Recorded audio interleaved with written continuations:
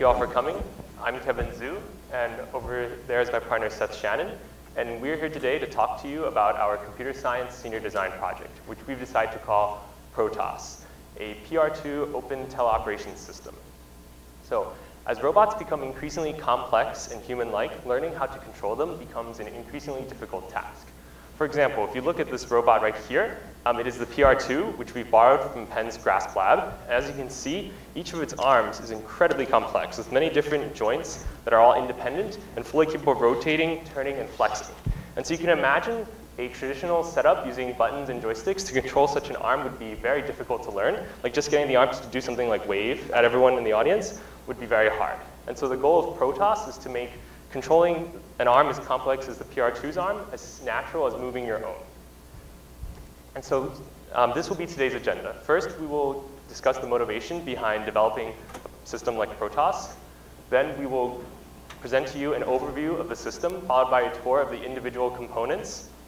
And then this will be followed by a live demonstration of PROTOS in action, after which we will conclude our presentation and open the floor to any questions.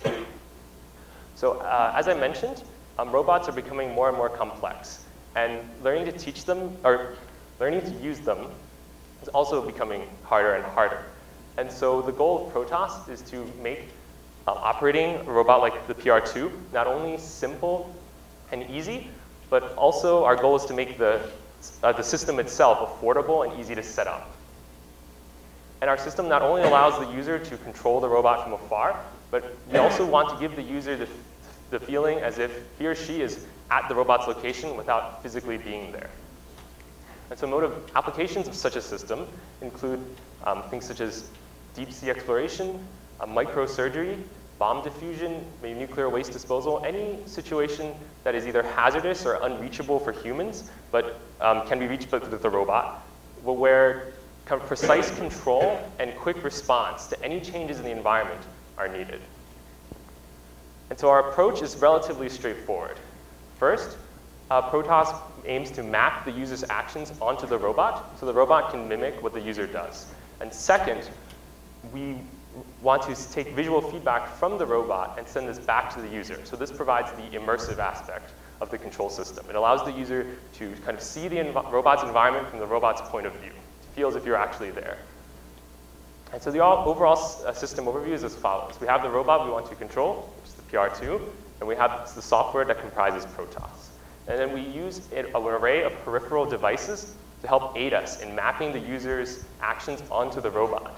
And the way all of these different devices communicate with each other is through a system known as ROS, which stands for Robotic Operating System.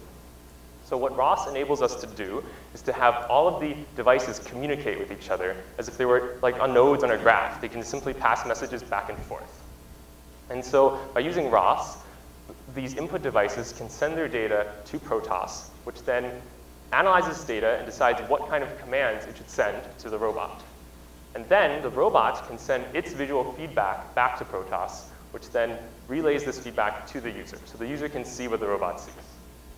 And so you can kind of see this is the overall flow of information in our system. And so now I'm going to give you a brief tour of some of the devices that we've used to make this happen. First of which is the Microsoft Kinect, which is just a consumer video game device you can pick up at any Best Buy. It provides us with real-time tracking of the user's skeleton. And so this is crucial because from the Kinect, PROTOS knows information about the location of the user's joints. And from that, we can estimate the angles between, say, the user's hand, elbow, and shoulder and send these joint angles to the robot so the robot can mimic what the user is doing. Now, the Kinect isn't alone. So we are using some additional devices to supplement the input we receive from the Kinect. Second of which is the Nintendo Wiimote, which is another consumer electronic device. And so the Wiimote is used to allow the user to control the PR2's grippers, to allow it to kind of twist and open. And so we use this because the Kinect has difficulty picking up more finer motions, like if I open and close my fingers. That's more difficult to detect. So we use the Wiimote, which has buttons, which we can detect when the button is pressed and decide when to open or close the hands. We also use an IMU, or an accelerometer, that is mounted on a piece of headgear worn by the user. So what this does is allow us to detect when the user's head kind of turns or tilts. And so this is very important, because if we're relaying visual feedback from the robot to the robot needs to always kind of face the direction the user is facing. Like if the user turns his or her head like this, the robot should do the same. And so the IMU will detect that kind of change in orientation, relay that to PROTOS, and then PROTOS will instruct the robot to move accordingly. And last but not least, the video glasses are for receiving visual feedback from the PR2. As you can see, the PR2 has multiple onboard cameras on its head. And so what we do is we take the visual feed from one of these cameras and send that to these glasses. So these glasses really just contain a pair of miniature monitors. So when the user puts them on, he or she can see what the robot sees at any given time. And so that's kind of the overall tour of the different devices we've used. And here again is the system overview. So now we'll perform a live demo of the system for you. Okay, here we go. So as Kevin said, at this point, we're going to try to do a live demo. And we're going to start off, this is too low. We're going to start off by kind of hooking up our controller laptop up to the projector so that you can kind of get an internal view into how the system is working. So I'm going to bring this up on the projector. So as Kevin mentioned earlier, right, this is the Microsoft Kinect. It's used for the Xbox 360. It's used for, if you've seen the dancing game that they advertise on TV. And what it does is it's really good at looking at a scene. It's basically a video camera with some special features. And what it does is it looks at a scene and it extracts all the humanoid figures from it. So it extracts users. It kind of segments them from the scene. And it basically, it tries to map their joints. So what we'll see in a bit is Kevin's going to stand in front of the Kinect. And the Kinect is actually going to pull his body out of the scene. It's going to identify him as a person compared to the background. And it's going to assign basically a human body model to him. And it's going to track him. So we're going to plug in the Kinect to the computer. It's just simple USB. Yes. OK. Oh, sorry about the mic. What I'm going to do is I'm going to come over here. I'm going to run a little thing for you.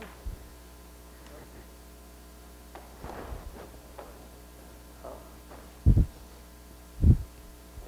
the Kinect plugged in? Yes. Green light's on. OK. Hold on just a minute.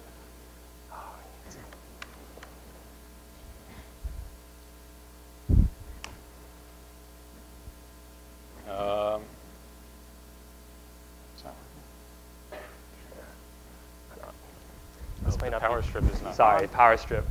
Easy fix. OK. Awesome. All right. So we need to give it a couple seconds for the Kinect to kind of boot up internally. The light's still not.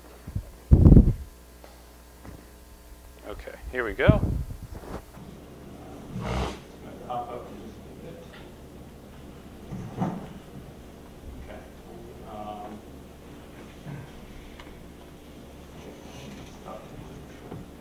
Okay, I'm going to drag this over here. So you can see this is tracking Kevin live, right? It's following his motions. And you can tell it's showing by color, it's extracting his body from the scene and identifying him as a person. So what he's going to do, he's going to assume this pose, which lets the Kinect kind of calibrate on him. And it's going to actually start tracking him. And what it's going to do is it's going to assign that wireframe model that I talked about earlier. And you're going to see on his body in just a bit, hopefully. Sometimes it's a little tricky. Yeah, sometimes it. It's going to, there. So you see, it's assigned this wireframe model. And you'll note as he moves his joints, the mesh actually moves with him, right? And so this is the main purpose of the Kinect. So what the Kinect does is it grabs this data, it grabs these joint angles of the user, and what we do is we grab those and we transform them into commands for the robot, and we tell the robot how to move its arms, okay? So that's the Kinect. So what we're going to do, we're going to actually switch over to this laptop here, and we're not doing the full system today. We're actually going to do a minor variation. So normally, as Kevin discussed earlier, we send the visual feedback from the robot to the goggles that the user is wearing. Today, however, we're going to put that visual feedback onto the projector so that you can actually see what the robot is seeing. And what this is going to do is it's going to grab the input from the 4 cameras on the robot's head, and it's going to display it here on screen. Okay, so it's a little murky lighting, but you should actually be able to see, if you wave in the audience, you should actually see the changes reflected.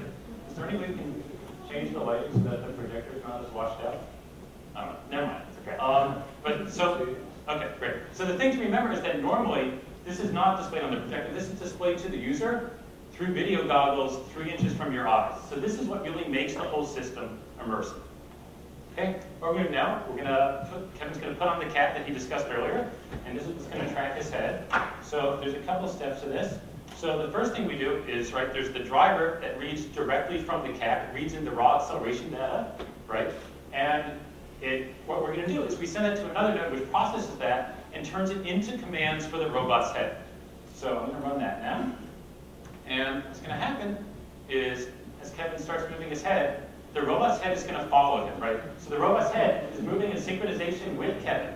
And you can see that the change is reflected as the robot's head moves. You can see the difference on the screen, right? So this is what makes it immersive. You can look around your scene as you're manipulating objects. You can look at your hands, or the robot's hands in that case, and you can actually see what you're manipulating.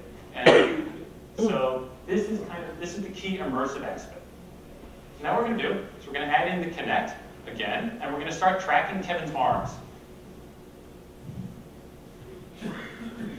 So he's gonna assume the position, right? And this is just a standard position.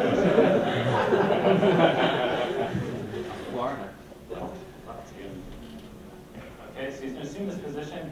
He's gonna calibrate on him.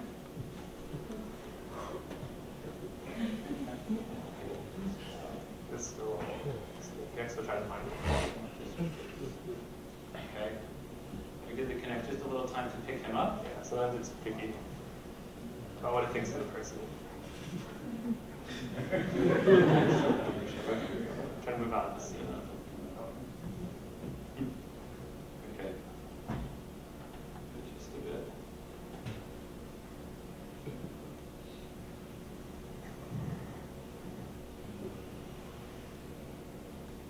Still trying to find. Okay. Just a bit. Just hold right there. Move your arms a bit. Sometimes it doesn't think people are people. Suit probably isn't helping. Yeah. Okay, there we go. So now it's kind of gotten, you think about it, right? It's gotten a lock on it, and it's now tracking him actively. Right? So you can see as he moves his arms, the robot's arms are actually moving with him. So this is kind of the main operation part. So he can go through any kind of motion, and the robot will actually move with him. I'm gonna make him give me a high five, just to see if we can. Let's do left to left to left. Oh. Yeah. Let's do right to right. Yeah. Do a handshake. How about a handshake? Can we do a handshake? Oh, there we go. Up and down. All right. Okay. All right. Okay. So this is what tele-immersive operation is. So the main thing is that we use very low-cost devices, right? We have consumer-grade electronics. We have components from video game systems, and we have consumer-grade 3D TV goggles that you can buy from Sky Mall magazine. Okay? And so using these low-cost devices, right? So using these low-cost devices, we can actually make a fairly complete immersive tele-operation system.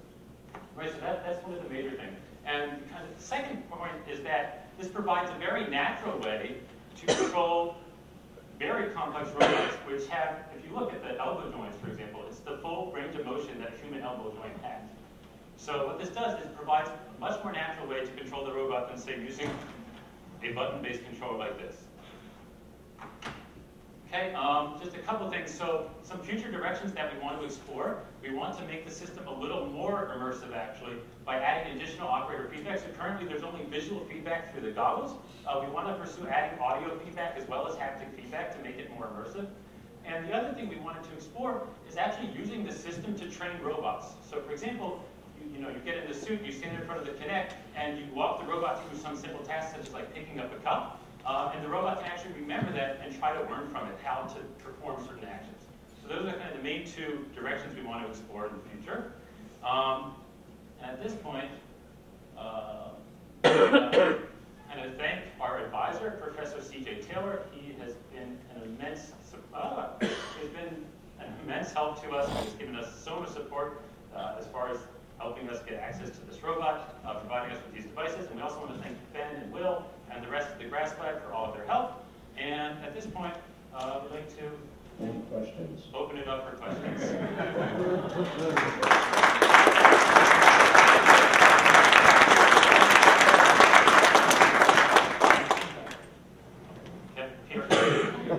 You mentioned low-cost devices to run the robot. The robot's expensive.